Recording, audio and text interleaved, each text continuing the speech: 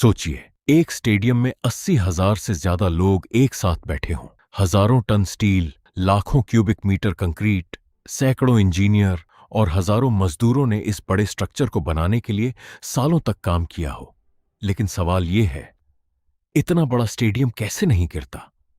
ये भूकंप में भी सुरक्षित कैसे रहता है? बारिश, तूफान या बर्फबारी झेलने के बावजूद ये लाखों दर्शकों को कैसे सुरक्षित रखता है, आज हम जानेंगे। वर्ल्ड कप 2026 के सबसे बड़े स्टेडियम के इंजीनियरिंग सीक्रेट्स।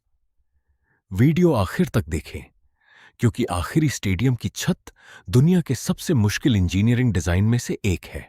क्रेजी साइंस में आपका स्वागत है।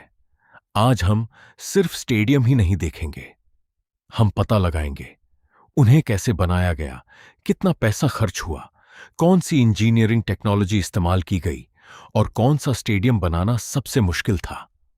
चलिए शुरू करते हैं। सबसे पहले आपको कुछ बैकग्राउंड बताते हैं। 2026 का वर्ल्ड कप इतिहास का सबसे बड़ा वर्ल्ड कप है। पहली बार 48 टीमें खेलेंगी और कुल 104 मैच होंगे। ये टूर्नामेंट 3 देशों यूनाइटेड स्टेट्स, कनाडा और मैक्सिको द्वारा होस्ट किया जा रहा है। गेम कुल 16 स्टेडियम में खेले जाएंगे, 11 यूनाइटेड स्टेट्स में, 3 मैक्सिको में और 2 कनाडा में। सबसे छोटा स्टेडियम टोरंटो का BMO फील्ड है, जिसकी कैपेसिटी लगभग 45,000 है। और सबसे बड़ा, आज की कहानी का मेन कैरेक्टर यही है, डलास का AT&T स्टेडियम, जिसमें लगभग 94,000 दर्शक बैठ सकते हैं। फाइनल 19 जुलाई को न्यू जर्सी के मेटलाइफ स्टेडियम में होगा और ओपनिंग मैच मैक्सिको सिटी के हिस्टोरिक एस्टाडियो एज़टेका में होगा, जो इतिहास का पहला स्टेडियम है जिसने 3 बार वर्ल्ड कप होस्ट किया है। अब आइए देखें कि ये बड़े स्ट्रक्चर असल में कैसे बनाए गए थे।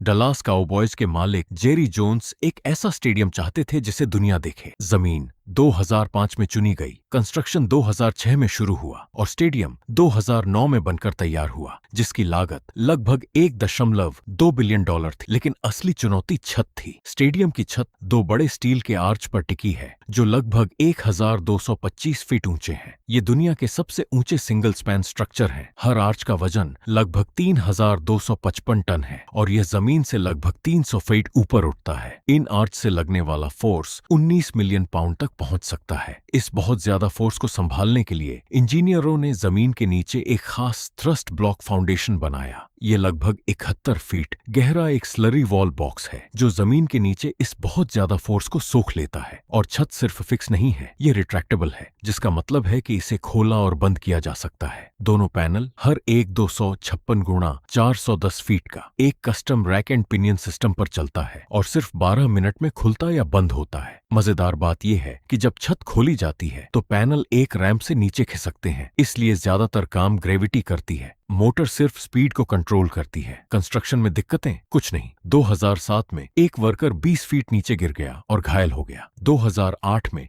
एक इलेक्ट्रीशियन की बिजली के एक्सीडेंट में मौत हो गई और ठीक 2 दिन पहले क्रेन लगाते समय 3 वर्कर घायल हो गए। और आज भी पिछले साल ही 2024 में एक मैच से पहले छत खोलते समय मेटल का एक टुकड़ा टूटकर मैदान पर गिर गया। खुशकिस्मती से किसी को चोट नहीं आई।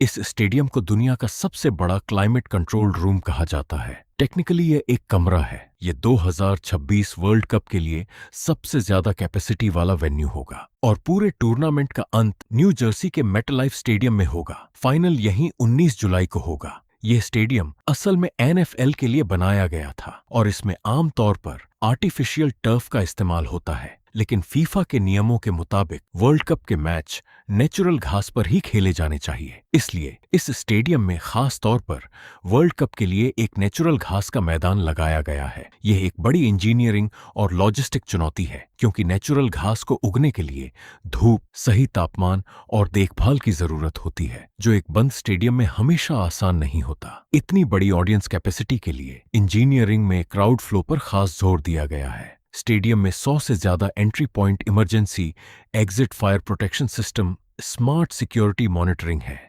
ताकि हजारों लोग कुछ ही मिनटों में सुरक्षित रूप से बाहर निकल सकें। इस पूरे स्टेडियम का स्टील स्ट्रक्चर इस तरह से डिजाइन किया गया है कि यह तेज हवा का दबाव आसानी से झेल सके। वर्ल्ड कप के लिए स्टेडियम की कैपेसिटी लगभग 82,000 से 87,000 रखी गई है और मैच के टाइप के हिसाब से इसका कॉन्फ़िगरेशन बदलता रहता है। ये न्यूयॉर्क न्यू जर्सी एरिया में 2 NFL टीमों का होम ग्राउंड है और पहले भी सुपर बाउल होस्ट कर चुका है, इसलिए इस जगह को बड़े इवेंट्स को हैंडल करने का काफी एक्सपीरियंस है।